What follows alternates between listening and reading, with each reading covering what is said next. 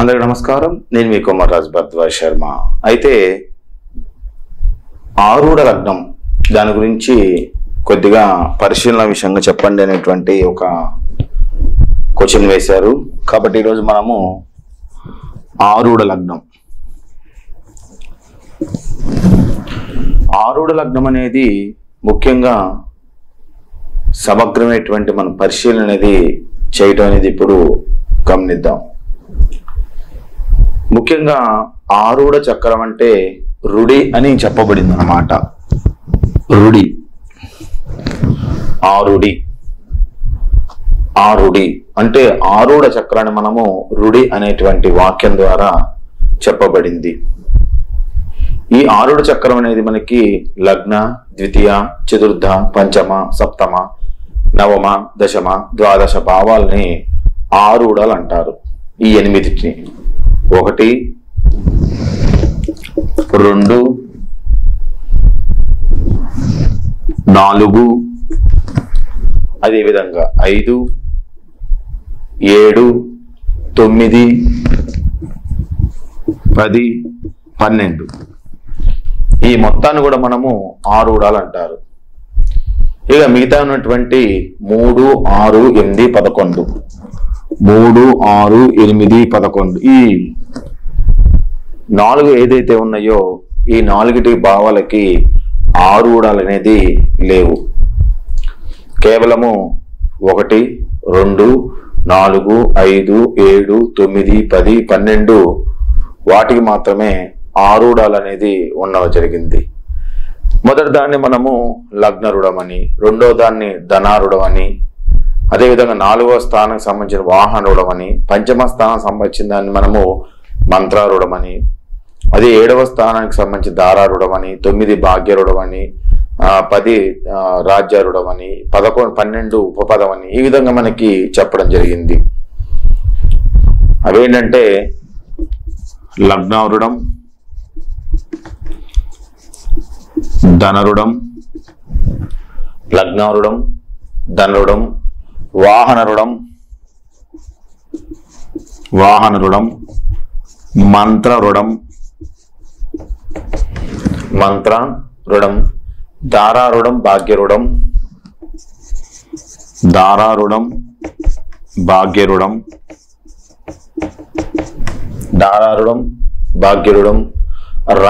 రాజ్యరుడం, ఉపపదం.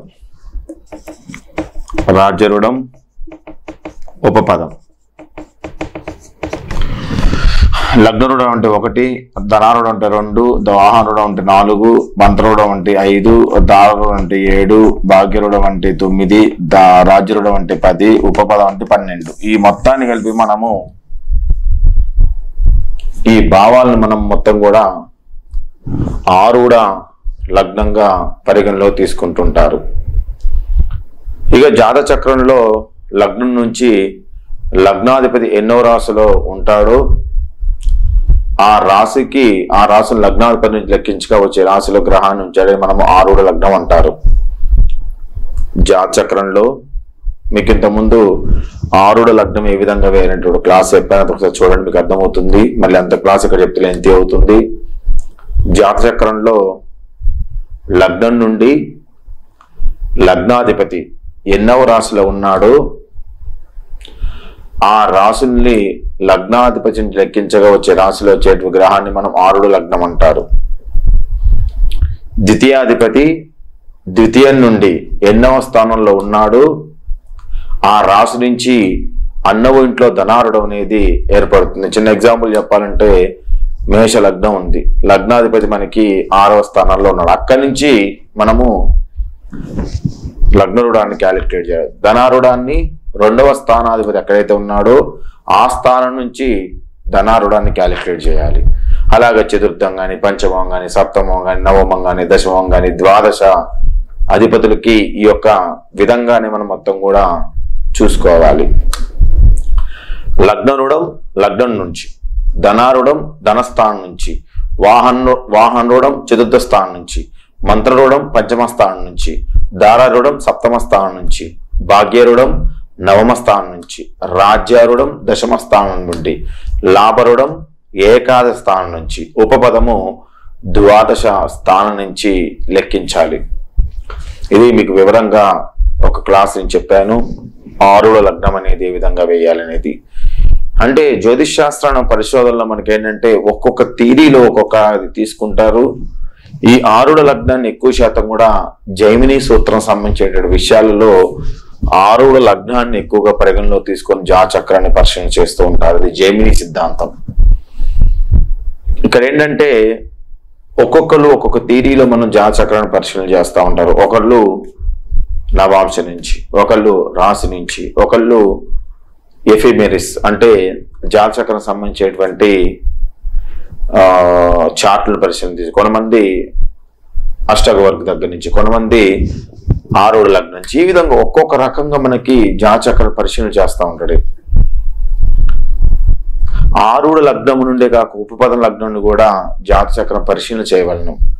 కొంతమంది జాతచక్రాల్లో మనకి ఆ లగ్నం అనేది కొద్దిగా తప్పు ఉండొచ్చు, లగ్నం మనకి మార్పు ఉండొచ్చు. ఆ లగ్నం అనేది మార్పుగా ఉన్నప్పుడు ఆ ఉపపదం లగ్నం నుంచి కూడా జాతచక్రం పరిశీలన చేయవచ్చని చెప్పబడుతూ ఉంటుంది.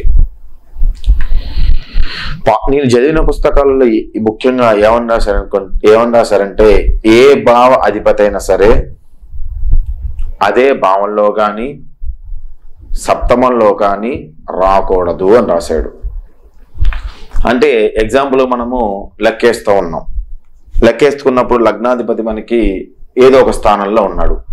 అక్కడి నుంచి మళ్ళీ ఆయన వెళ్ళి 7వ స్థానంలో పడ్డాడు అనుకోండి, అది పనికిరాదు. పాయింట్ ఏంటంటే మీరు ఆరుడ లగ్నం క్యాలిక్యులేట్ చేస్తే మీకు అర్థమైంది. ఏ భావాధిపతి అయినా సరే అదే భావంలో ఉండి, లగ్నాధిపతి మన లగ్నంలో ఉన్నాడు అనుకుంటే పనికిరాడు. మళ్ళీ అక్కడి నుంచి మళ్ళీ మనం క్యాలిక్యులేట్ చేయాలి.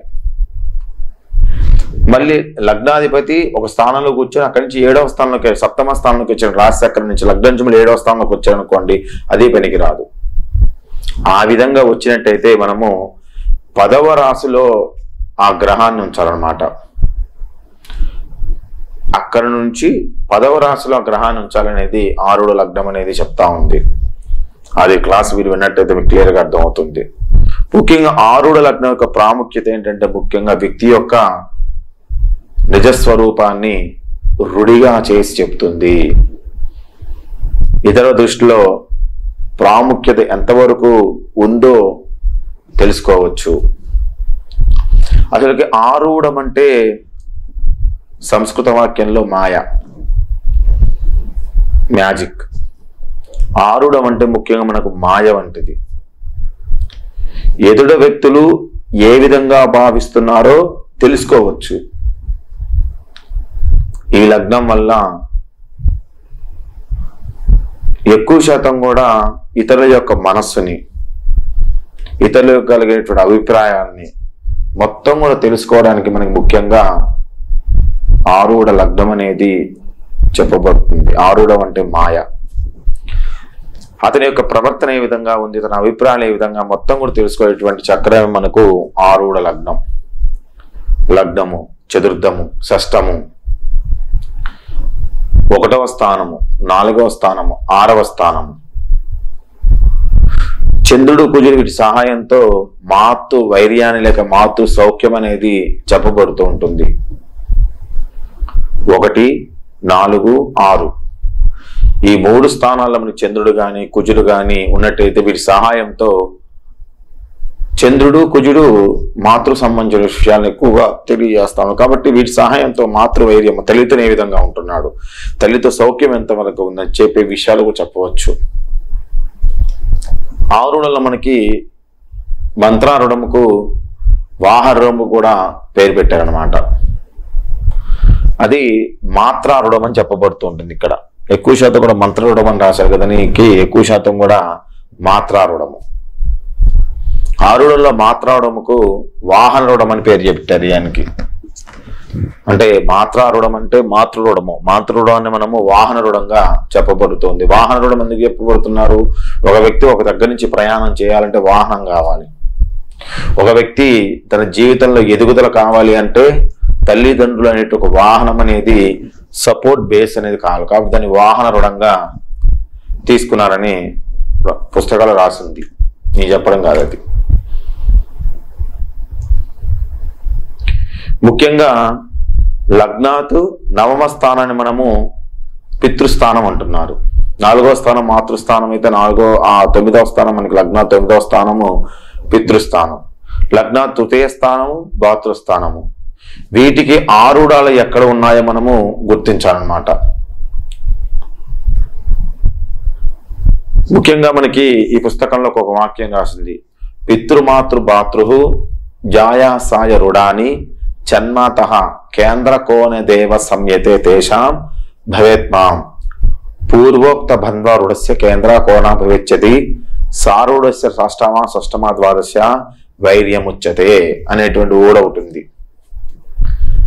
ఆరుడ లగ్నానికి మొత్తం కేంద్రాలు మనకి లగ్నాలు కేంద్రాలు ఏమవుతాయి? మనకి కేంద్రాలు అంటే 1, 4, 7, 10 ఈ కేంద్రాలు. కోణాల విషయానికి వచ్చినట్టయితే 1, 5, 9 ఇవి కోణాలు. ఆరుడ లగ్నాత్ కేంద్రములు 1, 4, 7, 10 కోణాలు 1, 5, 9 స్థానాలు. వీటిని పితృ మాతృ భాతృ కలత్ర సంబంధ ఆరుడ రోమయించో మైత్ర అనేది ఉంటుంది. అంటే ఆరుడ లగ్నానికి పితృస్థానం కానీ మాతృస్థానం కానీ భాతృస్థానం కానీ కలత్రాస్థానం కానీ ఆరుడ లగ్నంలో మనకి ఈ కోణాలు కానీ కేంద్రాలు కానీ ఉన్నట్టయితే అవి మనకి మంచి చేయడానికి ప్రయత్నం చేస్తుంటాయి. ఒకవేళ మనకి షష్టమ వ్యయాధిపతులు అంటే 6 కానీ అదేవిధంగా 11 కానీ అంటే కేంద్ర కోణాలు కాదు కేంద్రాలు కాదు కోణాలు కాదు ఈ విధంగా వచ్చినట్టయితే తల్లితోని వైర్యం అనేది ఉంటా ఉంటుంది. కొన్ని జాతచక్రాలు మనం గమనిస్తా ఉండండి, ఏముంటుంది? అతను తల్లితో సరిగా ఉంటాడా, అతను సరిగా ఉండదా, లేదా తల్లి చిన్నప్పుడు మరణించిన తల్లితో వైర్యం పెట్టుకుంటాడు, తల్లిని ద్వేషిస్తూ ఉంటాడు. ఈ విధంగా మనకి ఉంటూ ఉంటుంది. ఎగ్జాంపుల్ మనము ఒక ఎగ్జాంపుల్ మనం తీసుకున్నట్టయితే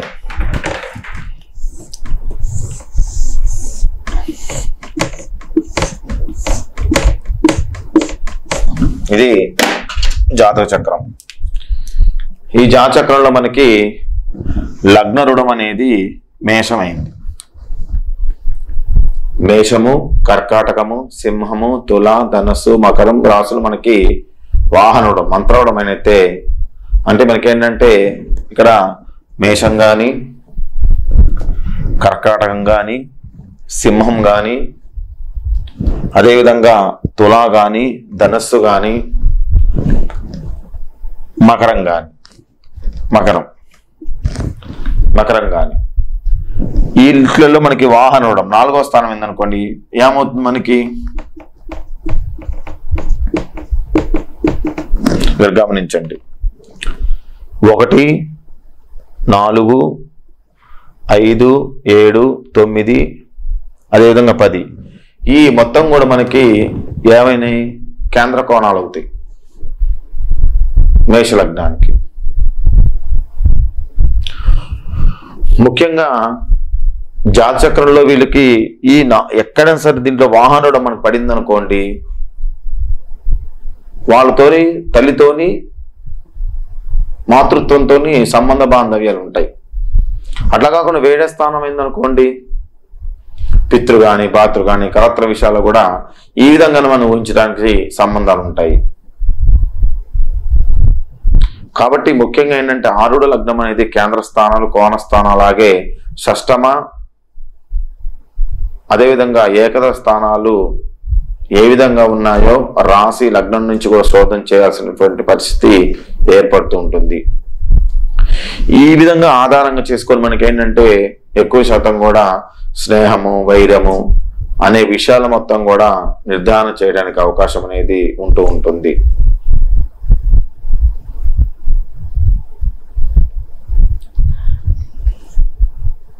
ఇక్కడ మనము వాహన రూఢంలో మనం గమనించినట్టయితే వాహన రూఢం మరి 2 కానీ 3 కానీ 6 కానీ 8 కానీ 11 కానీ 12 కానీ పడితే తల్లితోని వైర్యం అనేది ఉంటూ ఉంటుంది. కన్యా వృశ్చిక మీన ఈ విధంగా కన్యా వృశ్చిక మీన ఏదైతే ఉన్నాయో మాతృత్వంతో మనకి వైర్యాన్ని కలగజేయటం అనేది జరుగుతూ ఉంటుంది. ముఖ్యంగా మనకి ఏంటంటే దీని ప్రకారం మనము లగ్న రుణం, ధనారుణం, వాహన రుణం, మంత్ర రుణం, దాన రుణం, భాగ్య రుణం, రాజు ఉపపదం మొత్తాన్ని కూడా మనము ఏ విధంగా వైర్యం ఉంది, ఏ విధంగా ఉంది అనే విషయాలు మొత్తం కూడా తెలియజేస్తుంటుంది. లగ్నం నుంచి కానీ రాశి నుంచి కానీ ముఖ్యంగా శోధన చేస్తూ ఉంటారు. కోణస్థానం షష్టమ విషయాల్లో మనకేంటి లగ్నం నుంచి రాశి నుంచి శోధన చేయడం అనేది ఈ యొక్క దీంట్లో ఉంటుందన్నమాట. పితృవిషయంగా అయితే నవమస్థానాన్ని, పితృవిషయంగా నవమస్థానం రవి, భాతృవిషయంగా కుజుడు తృతీయ స్థానం, కలత్ర విషయంగా 7వ స్థానం శుక్రుడు. వీరికి షష్ట, అష్టమ, వ్యయ 6, 8, 11 అధిపతులతో సంబంధం ఉన్నట్టయితే వాళ్ళ మధ్య కొంత మైత్రి, దృష్టి మధ్య మైత్రి లేదా వైరం అనేది మనము నిర్ధారించడానికి అవకాశం అనేది ఎక్కువగా ఉంటుంది. ఇక్కడ ఏంటంటే ముఖ్యంగా ఆరుడ లగ్నం అనేది చాలా పెద్ద ఒక రకమైనటువంటి ఒక సబ్జెక్ట్, ఒక పుస్తకం. ఒక ఆరుడ లగ్నం గురించి మనకి ఒక 150 పేజీల పుస్తకం సపరేట్గా ఉంది. అంత పెద్ద చాప్టర్ అది. అది సూక్ష్మంగా చూసేటువంటి ఒక పార్ట్ అన్నమాట. ఈ విధంగా పితృ విషయంగా నవమ స్థానం చూడమన్నారు అంటే రవి, భాతృ విషయంగా కుజుడు, తృతీయ స్థానం విషయంగా భాతృ విషయంగా తృతీయ స్థానం కుజుడు అవుతాడు, కలత్ర విషయంగా 7వ స్థానం శుక్రుడు అవుతాడు. వీళ్ళకేంటంటే షష్ట అష్టమ వ్యయస్థానాధిపతులకు సంబంధం ఉన్నట్టయితే అది మైత్రిగా ఉందా, వైర్యముగా ఉందని నిర్ధారణ చేయమని చెప్తా ఉందన్నమాట. ఆరూఢ లగ్నం నుంచి ఆరూఢ లగ్నాత్ పంచమ స్థానం మనకి గురుచంద్రుడు ఉన్నట్టయితే గంధకర్తగా మారుతూ ఉంటారు. ఆరూఢ లగ్నం నందు ఆరూఢ లగ్నం లగ్నాత్ పంచమనందు గురుచంద్రుడు ఉన్నట్టయితే గ్రంథకర్త అవుతారు. ఆరూఢ లగ్నం పాపగ్రహ సంయుక్తం కాకుంటే చాలా మంచిది. ఆరూఢ లగ్నం అనేది ఎప్పుడు కూడా పాపగ్రహ సంయుక్తం అయి ఉండకూడదు. పాపగ్రహాల కలయిక కానీ, పాపగ్రహాల దృష్టి కానీ, పాపగ్రహాలతో ఇబ్బంది పెడుతున్నా కానీ అక్కడ కొద్దిగా ఇబ్బంది పెడుతుంటాడు. శుక్రుడితో ఉన్నట్టయితే కొంచెం తక్కువగాను, బుధుడితో కలయిక ఉన్నట్టయితే విరాళం గంధరచయిత చేసేటువంటి అవకాశాలు మొత్తం కూడా మనకి కనిపిస్తూ ఉంటాయి. అదేవిధంగా మనకి ఆరూఢ లగ్నం నందు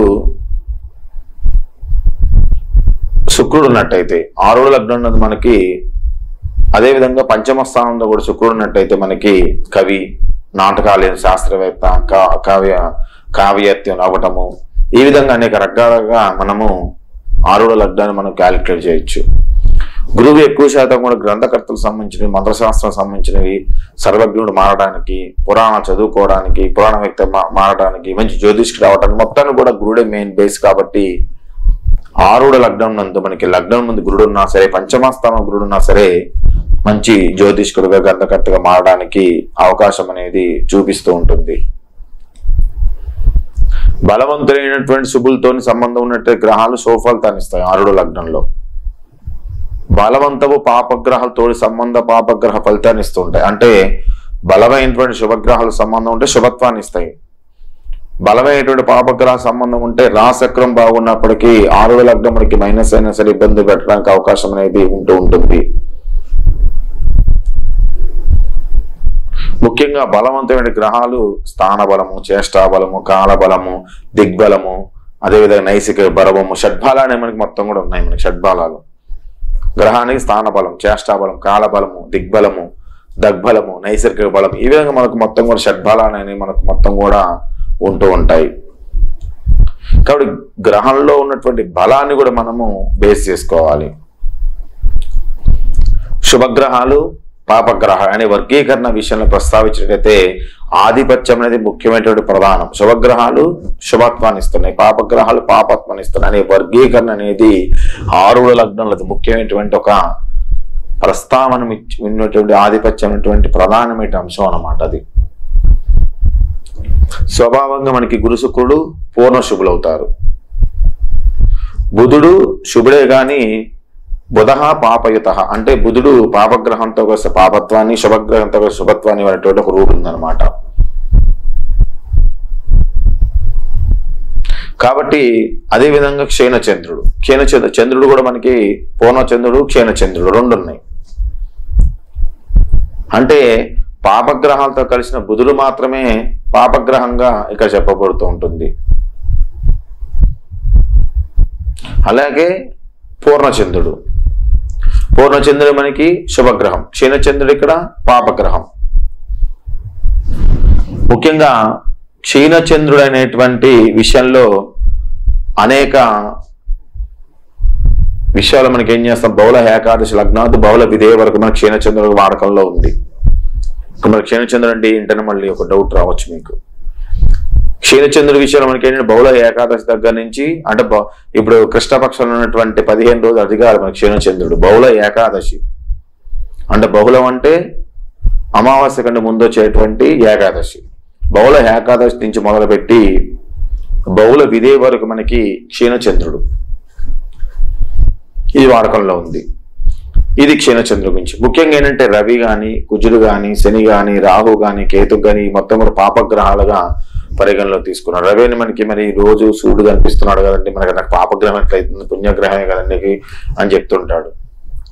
రవి ఉష్ణాన్ని ఇచ్చేటువంటి గ్రహం. తన ఉష్ణాన్ని ఇవ్వకోకుండా ఎక్కువ ఉష్ణాన్ని ఇచ్చినా సరే అది మనకి ఇబ్బందికరంగా మారుతుంది. కాబట్టి రవిని ఒక పాపగ్రహంగా పరిగణలో తీసుకున్నట్టుగా చెప్పబడుతూ ఉంటుంది. రవి, కుజుడు, శని, రాహు, కేతు మొత్తం కూడా పాపగ్రహాలు. లగ్నాతు 1, 5, 9 స్థానాధిపతులు ఎవరైనా సరే శుభ గ్రహాలే.